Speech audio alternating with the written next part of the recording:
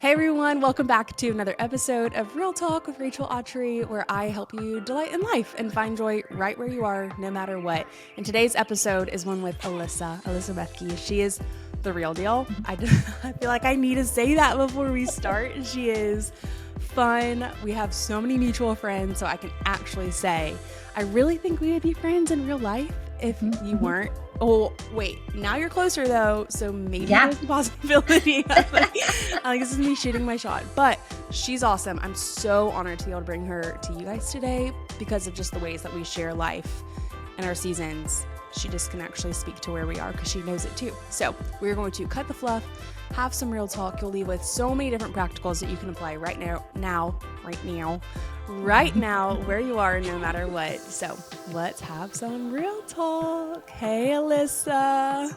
Hi, Rachel. So good to see you. I know. So good to see you. I feel like, we've sat down for an interview before. This was like... You're right. Yes. When Satisfied came out? Satisfied. Yep. Yes. Okay. This was 2021, I want to say. Like a long time ago. Yeah. I actually remember the little like desk that I was sitting at during those podcast episodes. Anyways, and I remember thinking like, one, she lives in Hawaii. That's freaking cool. Two, I feel like this message she's talking about is ones that I have with my friends over coffee. So that's refreshing. But three, I was like, how cool if our worlds ever collided. Fast forward like 3-4 years. I guess 3 years. Yeah. And so I have a girl named Emily on my team, and she helps me with all the back end things. Like, couldn't do this without her. She kind of bossed my husband and I around. And we're like, you've got to go with us, me and Teddy, her husband, to Orlando, or like outside to a conference called Family Teams, where Jeremy Pryor and anyways, all these different really amazing people were talking about how to create a team with your family. And I was like, I need that. I want that. Let's go. And we go. And then I start putting pieces together. I was like, wait a second. This is a Pryor thing, but it's also a Bethke thing. And that's Alyssa. And I know her. Anyways, so we actually got to hug. So yeah, that's a spoiler alert. That was so fun. Yeah, and I loved meeting Emily too. That was really sweet. Well, and I've heard so much about you so my best friend is Emily, and I know you've had her on the podcast. So I've heard so much about you from her too. We actually haven't. Isn't that Oh, I thought she was. No. Okay, disregard. Emily McCormick, this is your invitation to come on the podcast. So we both have Emily's in our lives. I just feel what's so fun is when the podcast world becomes like your real world. Not that it isn't already. But you realize like how actually small ministry world is. And that is the so refreshing thing when ministry is done right. Yeah. You look down this dining room table, like metaphorically, and you see all these people sitting in chairs beside you. You're like, wait, we're doing this together. And when you take that approach, there are really beautiful friendships that can be made and forged. Like you and Emily and me and Emily. And hopefully now I'm like... I got a girl crush, maybe me and you. So there's all these really fun, I don't know. I just want the listeners to hear, like a lot of times we get strangers on the show. Strangers is not a friendly word, but you get it. Like I've never met them before. We're having a very cold conversation that has to get warm very fast. And I don't mind it. I love that. It's one of my favorite parts because we typically leave friends. But when you get to like have someone on the show where you respect, admire, and really are charmed with who they are, it's a delight. So like, thanks for making my job fun today. That's what I'm saying. Oh, no, this is so fun for me. You know what's so cool is some of my really close mentors I met through interviewing them on a podcast. Right. I interviewed them and I was like, she's the real deal. I need to know her more. Right. And then like a friendship came of it. So yeah, super cool. Literally me too. And what's so funny too, I don't know if you've ever if you've noticed this, but a lot of times the people that I have in my life that I've become friends with from the podcast world, I have yet to meet or I've gotten to hug once at a conference. Yes. So, it's just a funky world, but I'm overjoyed to be here. And especially when they do cool projects like this one. I have it in my hand right now. It's Alyssa's new book called When Doing It All is Undoing You. Ooh, that's a good title. they need a raise, whoever made that one up, because I feel like that pinged my heart. Meeting God and your unmet expectations. And I think if we all just were able to really be candid, I think we all have a lot of unmet expectations. Yeah. And the gospel that I feel like is often preached, but not true, is that when you say yes to Jesus, all things are possible. And like all these things are taken out of context. And so your understanding of theology is like, well, if I said yes to Jesus, why isn't he saying yes to me? And So true. my feelings get hurt. And then I've got beef with God. And like, that's never, that's not the life I want to live. So let's talk about that. Oh my gosh, I'm like, I should have written a book of like, or a chapter, like when you have beef with God. That's so good. No, but it's so true. And I think, honestly, when I know a lot of your listeners are in their 20s and 30s, and I mean, I'm like mid 30s. And so I feel like when you start to hit that age, all of a sudden, your realities start to become much more, how do I say this? I think I got to a place when I was 30 where I was like, oh, all these ideals I had and all these expectations I've had, my life doesn't look like that, and I can't make it look like that. I think we're sold this bill of goods of like, if you follow these 5 steps, if you follow this formula, or even in Christianity, if you like do these specific principles, then it equals this. And I think we start to realize during this time, like, oh, that's not how life plays out. And so a lot of us can come away feeling very disappointed, disillusioned, and actually it's really, I'm reading Sacred Fire right now by Ronald Rolheiser. I have a hard time saying that. And he talks about discipleship, and he says the first, there's essential discipleship, and often in that you spend most of that energy fighting with the devil, like, lust and all those sins that you just spend a lot of time like, no, I'm going to fight that. But then when you enter this, the next season of life, mature discipleship, it's a lot of fighting and wrestling with God. And that can feel scary because I don't think we're always like warned about that. And so it's like wrestling with God, like, are you really good? When my life doesn't play out the way I thought it would be, can I really trust you? Can I really surrender to you? Are you really worth the surrender? And so I think in this, the 30s, it's all of a sudden it kind of switches, like, okay, God, I need to, and I think we need to have the permission to wrestle with God. And I've been thinking about the story of Jacob so much lately, which I've never liked that story when he wrestles with God and he gets a limp at the end of, like, he wrestles all night with God and in the morning he has this limp. Right. And I'm like, I've never understood that, God. Why is that in the Bible? Why is he wrestling with you? Like, he should just trust you. Right. Of course. And, like, I don't understand why that's okay. Who gave him the permission? Yeah. Right. Yeah. And instead it's this beautiful picture that gives us an invitation where you can wrestle with God, but make sure you're wrestling with him and go through the dark night. And in the morning, metaphorically, you may have a limp, but you will know who your God is. Yeah. And so I think it's, anyway, I'm going off, but yeah, I think it can be very common to have a disillusionment. And I think we have to then go to God with it. And I think oftentimes we just don't, because we feel stuck. And so then it can create a distance with the Lord. Yeah. And I think too, there's this like lie or narrative that's easy for me to believe, especially as an achiever, where I'm like, if I, like you were saying earlier, that it's formulaic. If I do A and B, it will yield C. And that's just how it's going to be. And so if I don't yield C, that either means I got A and B wrong or God got it wrong. And in reality, what if it's neither? What if it's just that it wasn't A plus B equals C? It was some other wild equation that's so mysterious I'll never know here on this earth. Yeah. And surrendering to that idea is so hard for those of us that just are craving predictability, consistency, order, to a mysterious and like unknown, but still yet strategic and orderly God. And so, and there's this other belief too, that you can create what you want it to be.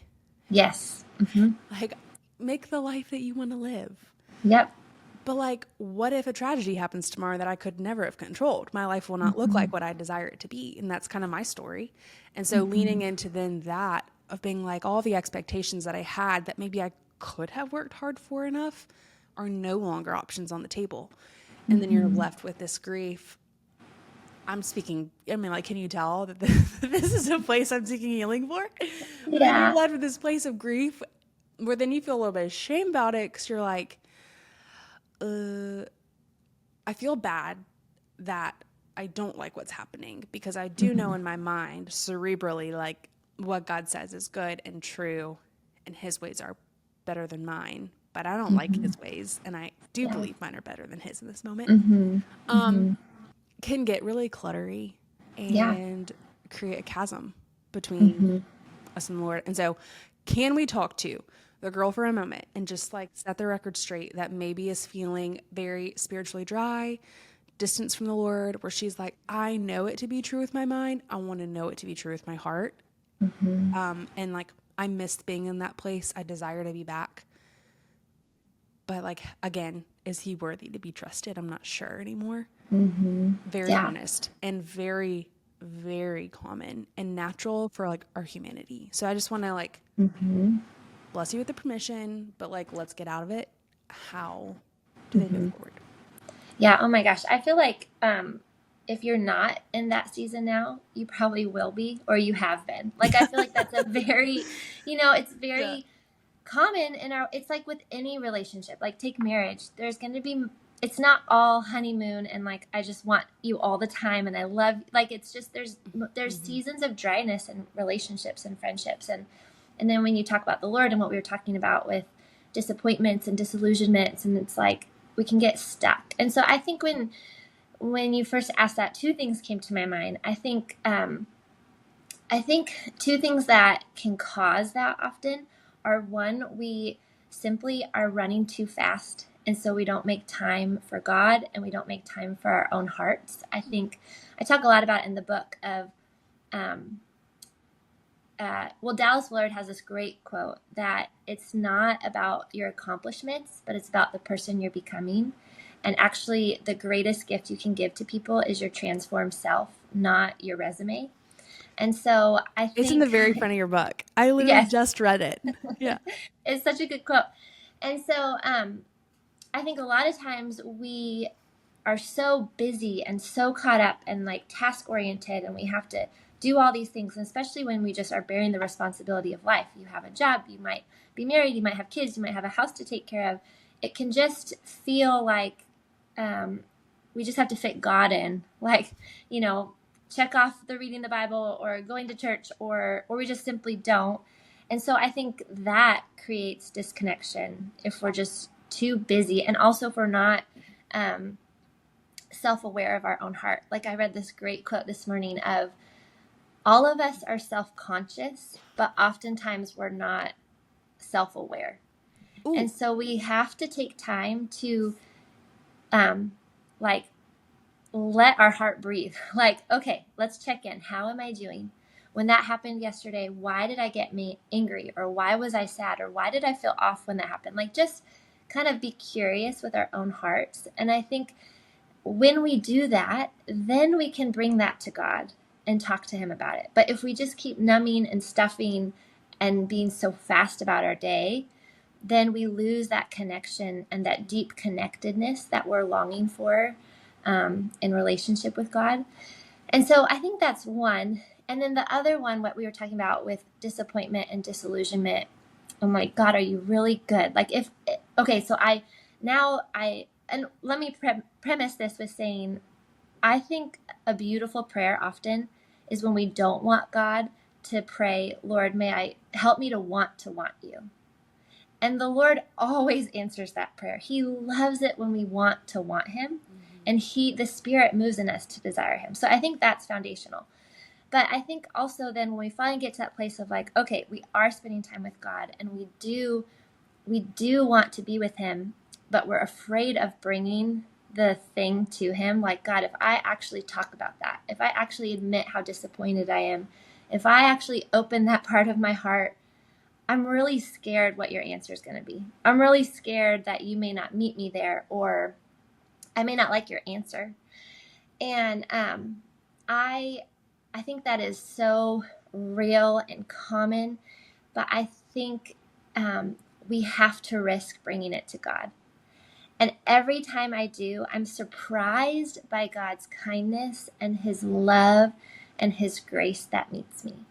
And it may not be, oftentimes it's not a quick answer. It's not like, and I think oftentimes we are really fearful of being judged. That God would say, well, you just shouldn't feel like that. Like, like I gave you maybe like you really wanted like you had 4 sons and you really wanted a baby girl and you thought maybe you heard God say that and he never did. And you're scared to bring that to him because maybe you'll think like, well, I gave you a child. Like you should be so thankful. And God just never does that. Like he is the most kind, compassionate, gracious Father that sits with us, that empathizes, that cries with us, that will speak truth, but it's always in kindness. And so I think just like going back to that, wrestling with God, I think we need to do that to move through it, because if we never move through it, that will always stay stuck, and that will always hinder deeper intimacy with the Lord.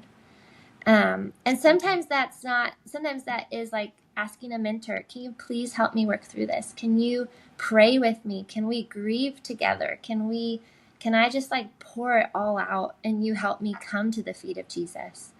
But knowing that is the path of healing. And so it's worth it even though it's painful. It's worth it even though it's painful. That's good. You're hurting my feelings. You're saying all the things that I really needed to hear right now in this season. Like going to God and being honest with how you feel is something. It's like a practice that I really am trying to walk out, because it's a little icky to, I don't know. I think maybe just with like the theology I was raised in, which like great parents and everyone meant well. But I think I assumed that like I have to judge it and then present it. Yeah. Because like, how dare I, like dishonor the reverence of who God is. And there is revere that needs to be there. There's also a level of like, there's no condemnation for those that are in Christ Jesus. So like, will you just be honest with me? Because I know, I just need you to say it. So like, what's the difference if you feel it in your heart, but you're not saying it with your mouth? It's almost like saying it with your mouth out loud will dissolve the power that it's having inside of you. And like what's hidden can't be healed. And if I'm just trying to like shove it, push it, bury it to a place, it'll root itself and it'll grow into a weed that I never wanted to be there. And so instead just like plucking it out and being like, gardener, does it go or does it stay? And he's like, off it. I think is really where we can start to find freedom for those random, really like shameful parts that we're just really discouraged or defeated and disappointed by. So that's a great one. Like it's a practical we can start today. Like even after our friends finished listening to this episode, they probably had something that came to their mind when we were talking. Like, yeah, I'm really, I don't love that one. And I want to know why. And it's not that we're going to get the answer. I think that we're just going to feel met in that place. Like you said, like God meets you in your unmet expectations. Yeah. So that's so good, Rachel. And I think that's the thing that we start to accept, is that God's presence and his relationship is actually what we're longing for, not the answer. And that's actually what he always promised to meet us with. And it's in his presence when we are met by his love, when we imagine what it's like to be with him. What does his light feel like? What does his face look like when it's turned towards you? Then that's actually what gives us great hope and love, not the answer. So good. I heard someone say this, one of my friends, Jamie, she said it actually in a different episode. She said, the gift is Jesus, not the thing. Yeah. And when you look at it as like, the prize is won, everything else is a cherry on top. It's not one of those like cheer up buttercup and like you should be grateful messages whenever it Right. actually takes root in your heart. It's more one of those like, okay, then I know and I can trust that whatever happens next truly is exactly what I need and maybe not what I want. And eventually will get me to a place that my desires become pure and like what I want will be aligned and I won't see any different. And so like that's a place that I would love to be. And I don't even know if I'll ever be here on this earth. And so the pressure is off to like, Yeah. again, I think it also comes from, if I can say it, a root of like performance. Like if I can be that type of believer, then it would look like never questioning God or whatever. I'm like, well, the whole earth is groaning, including your soul. Yeah. So like we're all broken Yes. here. I don't know if we're ever gonna like attain this like credential badge of honor type of believer. I don't know if that's like the prize either, because it's not a performance and it's not even, it's like, yes, we're seeking purity and like, yes, we're seeking Jesus and we are prayerfully going to be sanctified and like all these other beautiful Christianese kind of things. But at the end of the day, like, sister, we're broken. Like, Yeah. and Jesus is the prize and that's the gospel. Yeah. So I also want our friends listening, like the pressure is off for the perfection of like you actually sitting here and being like, oh, I love that for me every time a hard thing happens. It's not, Yeah. I don't think that's it either. No, not at all. Yeah. And yeah, it's so good. I think too a huge aspect of this is to not feel shame that you want something or like your desires. God made us with desires. It's our longing that causes us to seek him, and our longings show us what our needs are. Good. And our desires can lead us to God. And I said this in the book, but they also can lead us away. And so I think knowing that whatever you are desiring or wanting or longing shows, the deeper levels, it shows a need. But the need is always satisfied in Jesus. And so we just have to even if it's like a good thing, like I want to be married and the Lord blesses you with a husband, that's beautiful. But at the end of the day, the story is not about us. The story is that points to the gospel and the bride of Christ and the wedding at the end of time that we get to be with Jesus. He is always the one that meets the need, and the desire is good. It's just, where are you looking for that desire to be met? Yeah, I love that. Something I always promise my girlies listening is that we're going to have some practicals, because we are like, I think, and this is so true, that these messages are so beautiful. But if you, Alyssa, are like me, I feel like you are, and we are like our friends listening, I'm kind of like, I know it. I just like need to actually move my feet and do some things about this. Yeah. So I love what you said earlier about taking it to the Lord and being honest with where you are and where you're not. But I think there's so many other ones that I want to hear selfishly. Like, what does it look like for you to have God meet you and see where he already is meeting you in that those unmet expectations places, and maybe even like when you realized, oh, I'm being undone by all things that I'm trying to do. Yeah. And you turned. No, that's so good. And I love that you asked that, because these conversations are really good, but they can also be like, okay, well, where do I start? What do I do with that? Yeah. And I think the first thing is to realize that our walks with God, our journey of faith is a journey. So I love the Peloton. I love doing, like, I love my Leanne Hainsby. And she always is like, we're done and dusted for the day. Like, you did it. And I love it. But I'm also like, the Christian walk is not done and dusted. Like, it is a journey. It's a process. It's going to take a while. Like, if our greatest gift is the transformed self that we give away, that's not going to happen in one podcast or one conference or one retreat, or, you know, it is a daily walk with God. And I think that's so beautiful, because the pressure is off. It's a daily reattaching our hearts to God, the one that we were made for, and turning our face towards him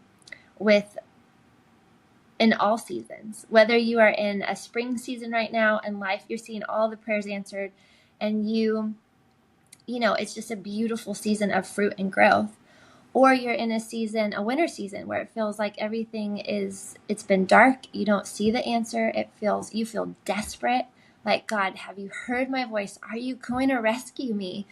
And I think that's the beauty of the walk with God, is that it is every day, day in, day out, no matter what season. And so I think it is, I've really started to practice a lot of spiritual disciplines and those, you may be like, for those that are more fun and free, you're like, ooh, discipline, I don't know. Tap out. Like, that doesn't sound fun. Next episode. I'm just kidding. Next episode. Don't tap out. This is going to be good.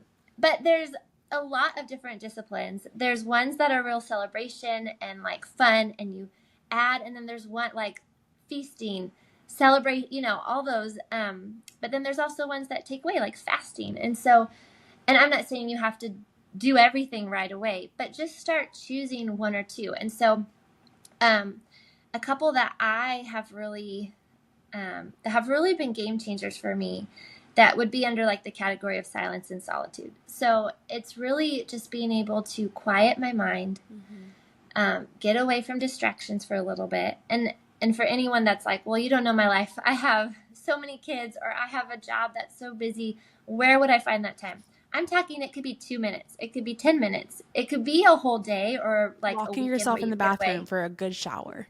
Yes. Or like, when I started to feel really undone, it was a few years ago. We were still living on Maui, but we had moved 45 minutes away. We were remodeling our house. We had been in a remodel for like 6 months, and Jeff and I, my husband, had like divided and conquered, which we needed to do, but we had just done it too long. And so we were really disconnected. The kids were going through a lot of like transition. And I felt like it was my job as a peacemaker, as the mom, to like have to control and make sure everyone was okay. Like, wow. I was in charge of everyone's emotional stability. And so I stuffed my feelings. I felt like it was my fault if my kids acted out, or if they had a bad day. I was melting down all the time. Homeschool was so hard. Like, it was so much. And it was so much because I didn't take time to care for my heart. I was numbing it, shutting it down, because I didn't feel like it mattered or that I had time. I was all about what everyone else was feeling, and I felt like it was my job to keep the peace. And it wasn't until it was a lot. It was like me breaking down, like, hey, this isn't working anymore. And I was still reading my Bible every day. I like loved the Lord, praying, but it just was like my emotional state was not in a good place at all. Yeah. And I was crying out to one of my mentors. And it's like one of those things when you don't need permission, but then when someone gives it to you, you can like say, okay. And she's like, Alyssa, I think you need to take a season where you tend to your heart. And she's like, she's like, the greatest gift you can give your kids is yourself. And so you need to make sure that you're doing okay. And she's like, they will be okay. Maybe, cut homeschool in half, whatever it means to just care for yourself. And so I would start to go on a walk every afternoon. I was like, okay, I did homeschool. I cleaned the house. I was with the kids. Jeff worked from home. So I was like, okay, I just need 30 minutes to go walk. And that's just the way that, like, when I move my body, I can process my emotions.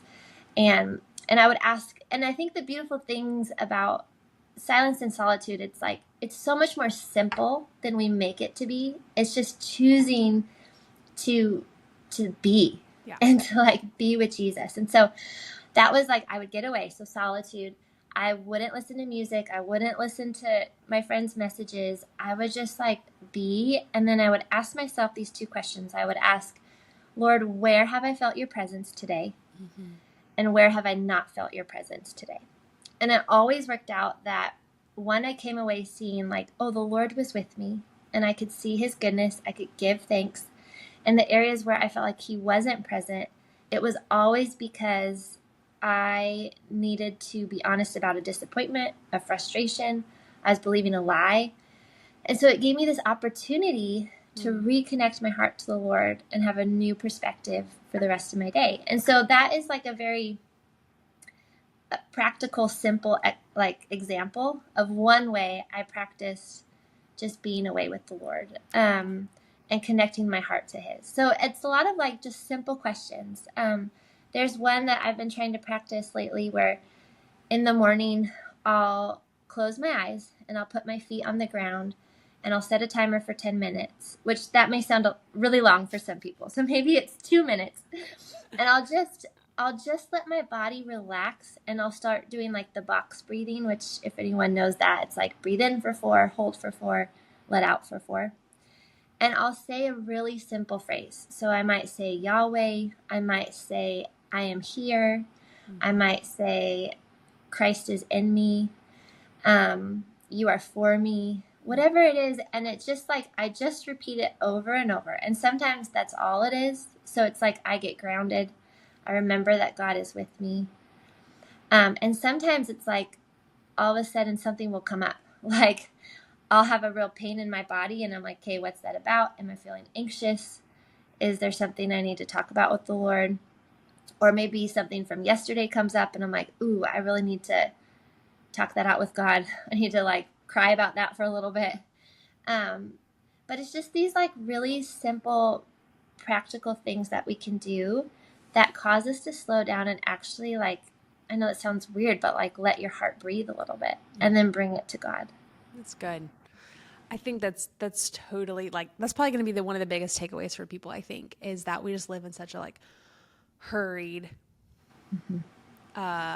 rhythm, performance driven, and like just next rung on the ladder, next rung on the ladder, next rung on the ladder, that hushing is like deafening. Actually, it's more noisy than the noise we're consuming because we just have gotten used, like our capacity, like our, what is it?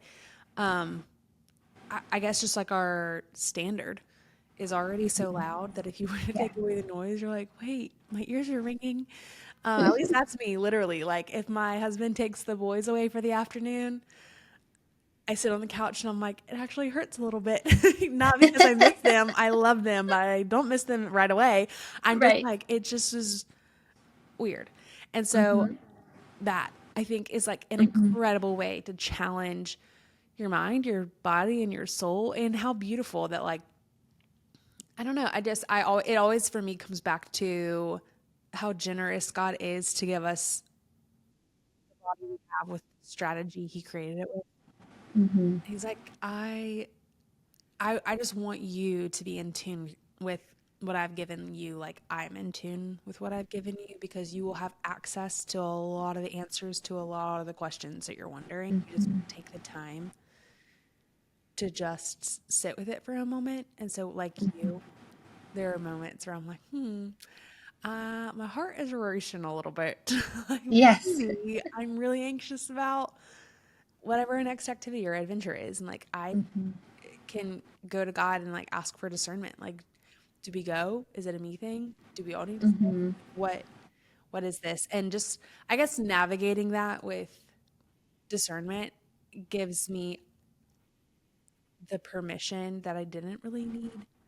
I guess is what I'm trying to say. I'm trying to phrase this right, but when we find moments to be still long enough to really lean in and be confident because of discernment in the decisions that we're making next for ourselves, for our family, for our home, which is typically why we're performing and doing stuff, is because we just make the next right decision and afraid of the outcome or messing it up. I think we will find a lot of the peace that we're longing for and we're trying to create by performing, which will never actually happen that way. So I think that's going to be at least my biggest takeaway. I will say, as you're talking, I'm like, okay, even those two might seem a little scary to some of the listeners. And so an even simpler one that has really helped me is once a week, which usually it's a Saturday morning. Journaling is my favorite thing. Okay. It's just how, obviously, I write, so it's how I process my life. But wait, what? That's crazy. Yeah, I would never have guessed.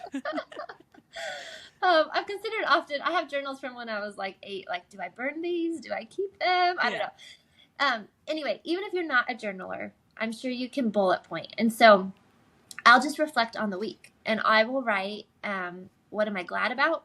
What am I sad about? What am I dreaming of? And what am I dreading? And I'll just bullet point it. And sometimes it'll be like so quick, like 2 minutes, boom, boom, boom, boom. And then sometimes I'll sit there for a little bit and things will come out that I was like, oh, whew, didn't know that was in there. Oh yeah, no wonder why I'm anxious because I'm dreading this thing, or no wonder why I'm really sad. That was really hard. Or and so I think just taking the time to like, okay, being curious with your heart. What's going on in there? You are not what you do. You are a child of God, and he cares for your heart.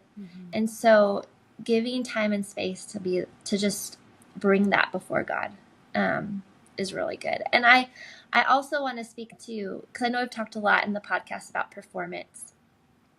And obviously we see a lot of times how that can be really unhealthy, or like a lot of times our motive is in doing things is because we feel like our worth and value are based on what we do.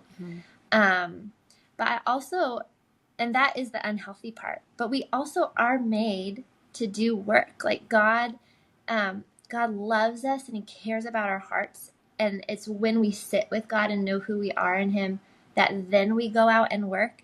But he did make us to partner with him in bringing the kingdom to earth. And so your desire to perform is actually really beautiful, and that God made us to work. But we just have to constantly be checking the motives of like, am I doing this thing? Like, am I cleaning my house? Am I taking care of my kids? Am I writing this paper? Am I doing this podcast? Because I feel like that is where my worth and value are based, and there's a lot of pressure and anxiety there. Yes. Or is it out of a place of, no, I am God's daughter. I am made to do good works, and this is a joy that I get to partner with him. Yeah. And I think when we see it that way, the pressure's off. Like it is a joy to go to work with the Father because the outcome is not based on our performance. That's right. The outcome is based on God, but we do get to do the work that is sometimes brutally hard, but it also is what we're made to do. Yeah. And so I just want to speak that to the listeners, because sometimes I think we can feel shame over the performance or whatever, but actually that's a beautiful way that we're wired, but it's just a matter of why are we doing what we do. It's good. Jess Connolly says this. She's like, specifically about rest.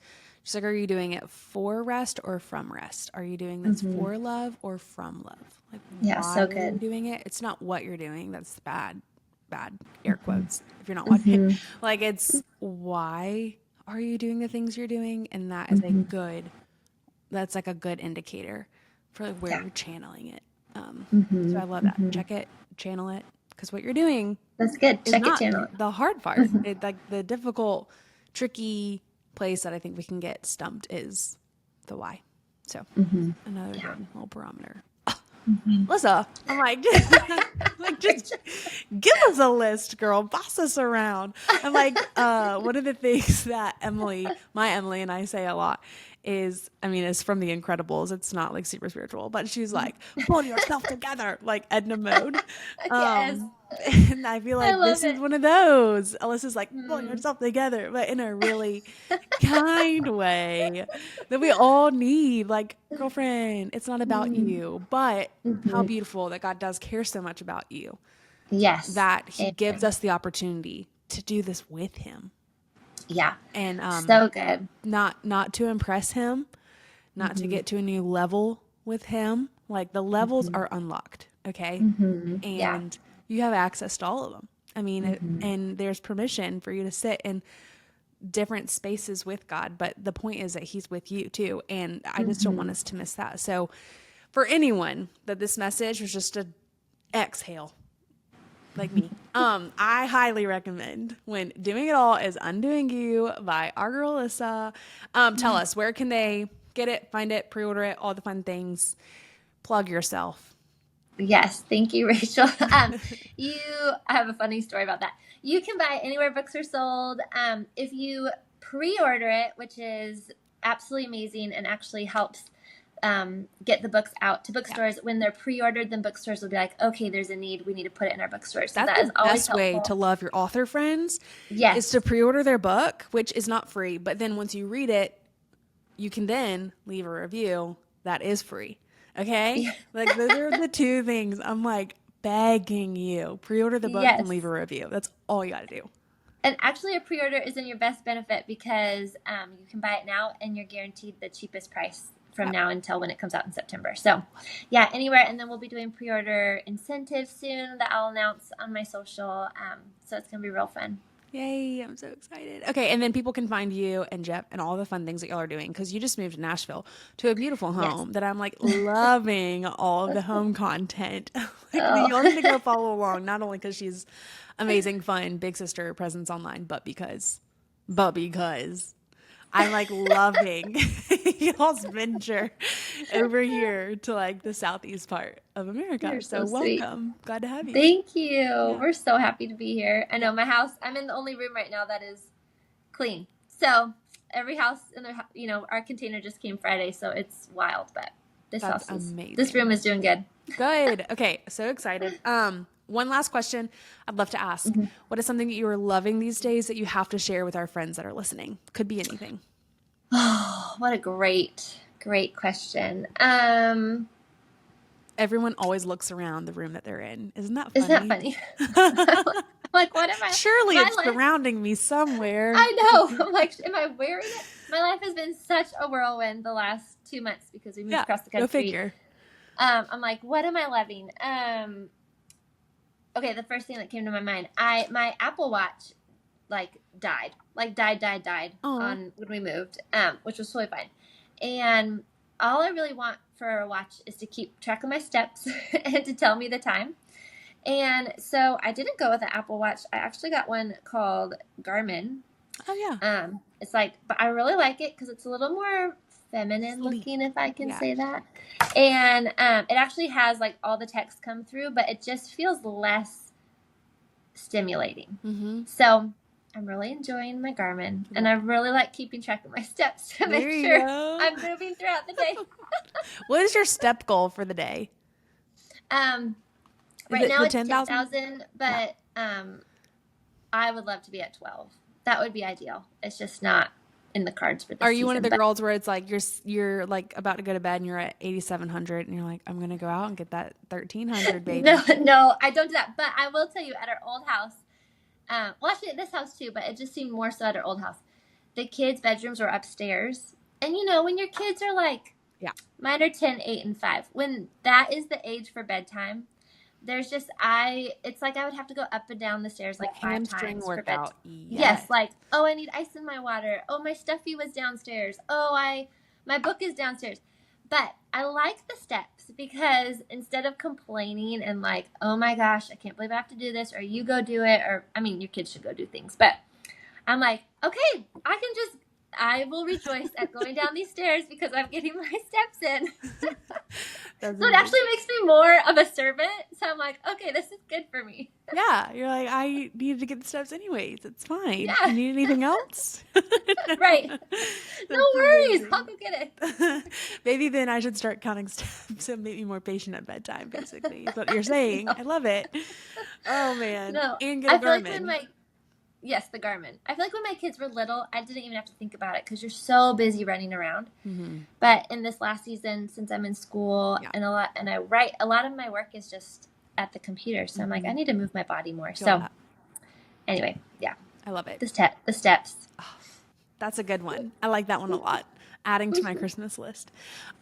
Thank you for joining me and taking a few moments out of your crazy fun day just to be able to share wisdom with us and help us take a deep breath that we all need, and love your book and all your resources. So excited to introduce those to our friends that hadn't heard of it yet. Thanks for being here. Thanks so much, Rachel. This is so fun. Thanks so much for listening to another episode with us. It would mean the most if you took 30 seconds and left us a 5-star review in whatever platform that you're listening in right now. It's one of the best and free ways that you can love on us. So don't forget that anything we mention in today's episode, from resources, products, and more, can all be found in our show notes at realtalkwithrachel.com. For more updates, behind the scenes, and fun chats, head over to Instagram and follow us at Real Talk Podcast.